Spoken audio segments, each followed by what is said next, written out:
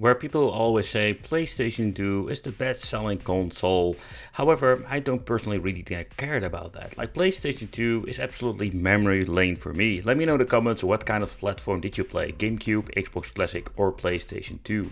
However, I must say when you're going to be looking into the PlayStation 2 era, man, they had so many great games and I had a really great time when it comes to that.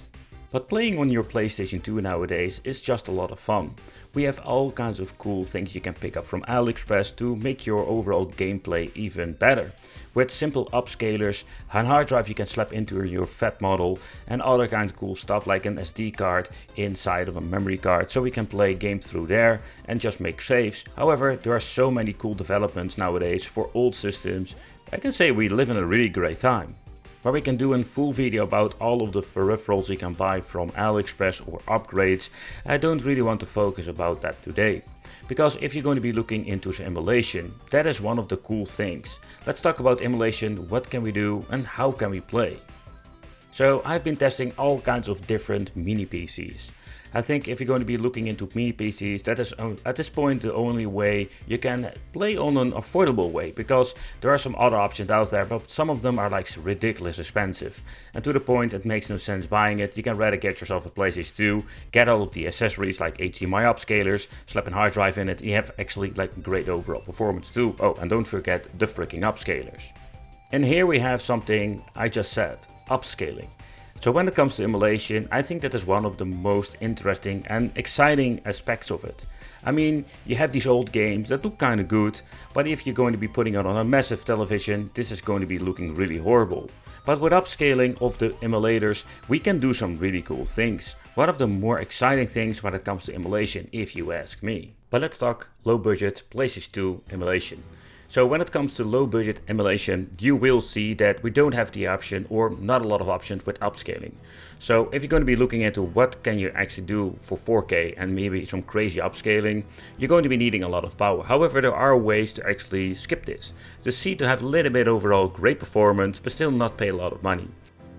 Most of the mini PCs, but also the ones I've purchased, is that when you're going to be looking into those, they don't have a great GPU on board, so upscaling is going to be difficult. But still, it's not impossible. With some of the newer generation of Intel, we do have an okay GPU that is powerful enough to do a little bit of an upscaling, if it's like 720p or 1080p. And that's the reason I just wanted to implement those in my video, because if you find that more than enough, let's say like a tiny upscaling for your big screen, yeah, then maybe those mini budget affordable ways can be a very cool way to play. Also, we've noticed from other ones that have the option to plug in a GPU, but that's something of a different story. But first let's focus on these mini PCs, the older ones too, because we have some overall surprising overall emulation performance. I also buy them used for not a lot of money. But this mini PC has been built by somebody else, or he purchased this from a store like this.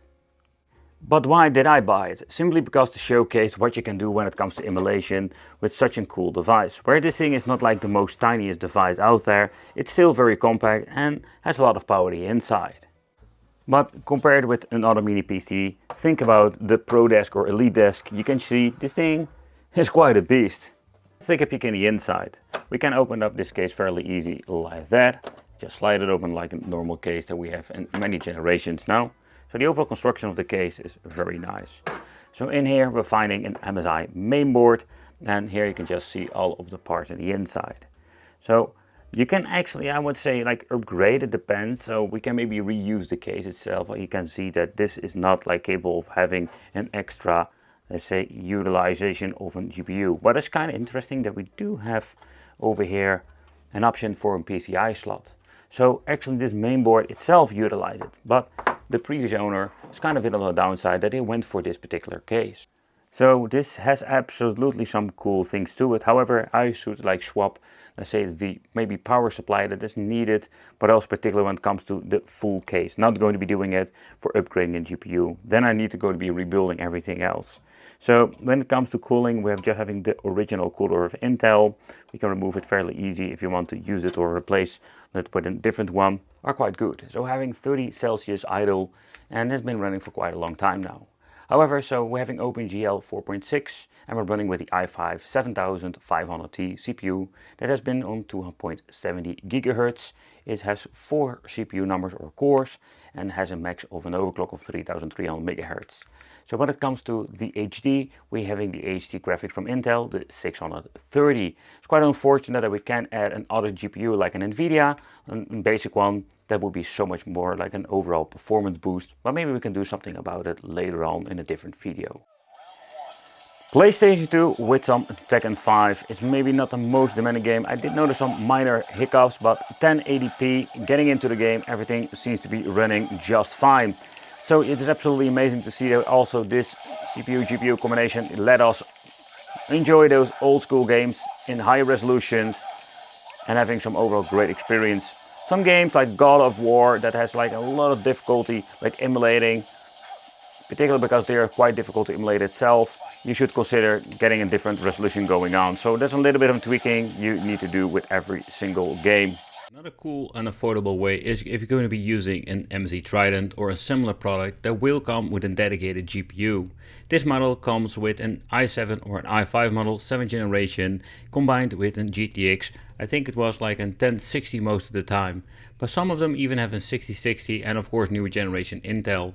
And this is a very cool combination because these mini PCs are getting cheaper and cheaper through the years. So even in the future, you're seeing this video, you can do a lot of cool things on Windows gaming, but also on Zero with this. Combining this with my favorite Xbox 360 controller, yeah, this is going to be absolutely an emulation beast. And thanks to the GPU, we can do a lot of upscaling.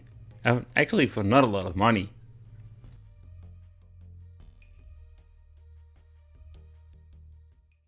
Time.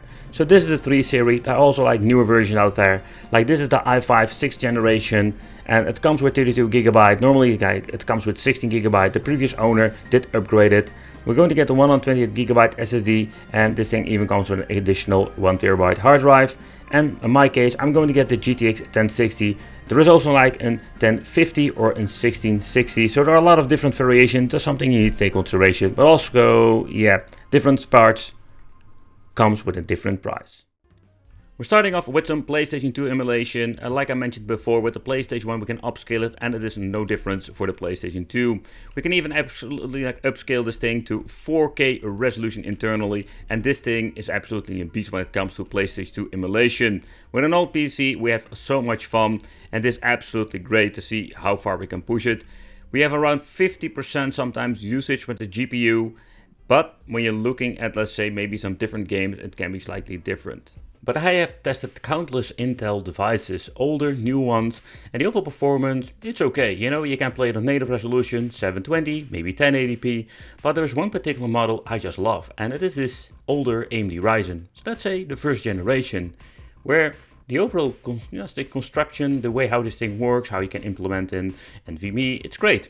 You know, the construction of these PCs are great, but the GPU that comes inside of this thing gives us like a little bit better overall compatibility with PlayStation 2 emulation. The information, so we have an overview of the image, how much space we're having. The temperature is 30 Celsius at the moment, so that's quite good for a mini PC of this size. Normally they are like 40-50 Celsius, of course, depending what kind of brand. So we're running the AMD Ryzen 3 Pro 2200 GE, but we're having the Radeon Vega graphics. And that last part is going to be interesting because maybe now we can even do a little bit better upscaling than most of those Intel things that we have reviewed here on the channel. So let's get into it, but let's start off with some basic gaming. Moving on to the PlayStation 2, we have great performance with 1080p rendering resolution. And yep, you can do tweaking here and there, but I am quite satisfied with such an overall good performance with a Tekken 5. But if you don't want to get a mini PC, you just want to have something that is bigger, one of the options is go with some semi-mini PC. So this is actually a gaming device from the MSI series, and this is not like a massive PC, but what I love about this is that it also comes with a built-in GPU. In this case there's the GTX 960, so nothing really spectacular. But if you're going to be combining this with the Intel CPU and the NVIDIA GPU, we're going to be having overall great performance for some PlayStation 2 emulation too. We'll move on to another game, SSX Tricky. Oh man, I've been playing this game so many times on my PlayStation 2. However, this is GameCube emulation with 5K rendering resolution. We're even going to be pushing it a little bit further than with the previous game. Take note that it is less demanding, what I understand, of the F-Zero GX game. But I've been playing around with it. Did notice that we did have a little bit of a struggling some parts of the game. You can see that it struggles there.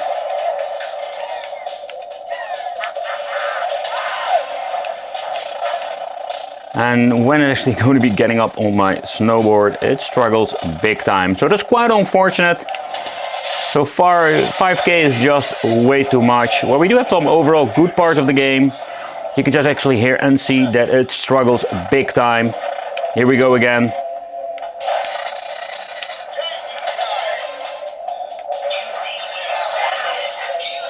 So 5K rendering resolution is just going to be way too much for this combination. Let's do one jump. Woo! Yeah! But of course, if you're going to be looking into 4K or higher resolution, so the MSI PC I showcased was kind of a cool deal because this thing came with an fast enough Intel CPU and a powerful GPU, and this way we can absolutely crazy overall performance PlayStation 2 for actually not a lot of money. However, there are some really plug and play solutions out there. Of course, they come with a price tag. So take consideration when watching this video later on. If the AMD Ryzen series become cheaper, it's going to become even more interesting to actually get one of those mini PCs with an AMD Ryzen 6000, 7000. It doesn't, I think, need to be a really like super high-end series of those, but you can just have some overall great performance, 4K rendering resolution, and of course do some really cool things. Another thing we can do is get yourself like an Intel i7, i9 model from AliExpress that is comes with a built-in GTX or an RTX card. And of course, if you're going to be having, let's say, a high-end PC like an i9 with an RTX 3050, you can also play all kinds of Windows games if you want to. So this is going to be a very cool all-round PC for playing Windows games, but also PlayStation 2 emulation. And we don't have a lot of restriction over here, but these things come with a hefty price tag. Maybe it's even better to just build yourself a PC, because that is always like the more cheaper solution when it comes to that. PlayStation 2 and my favorite game Tekken 4.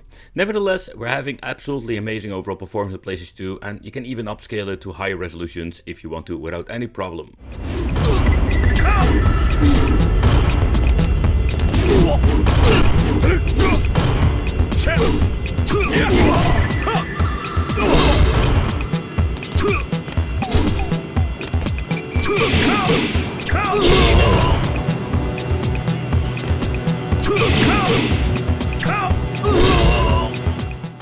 And we can do even more than PlayStation 2, but that's something for maybe a different video.